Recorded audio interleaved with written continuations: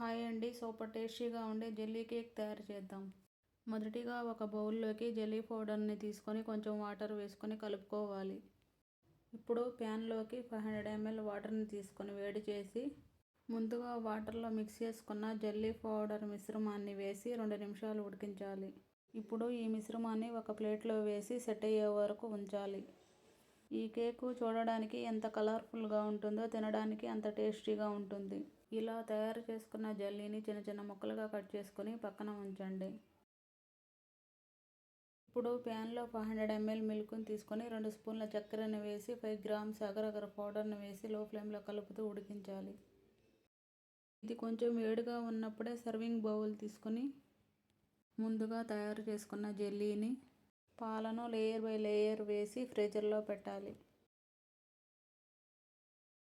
కొద్దిసేపటి తర్వాత బయటకు తీసి చూస్తే మన కలర్ఫుల్ జెల్లీ కేక్ రెడీ. రుచి సూపర్గా ఉంటుంది. వీడియో నచ్చితే లైక్, షేర్ అండ్ సబ్స్క్రైబ్ చేయండి.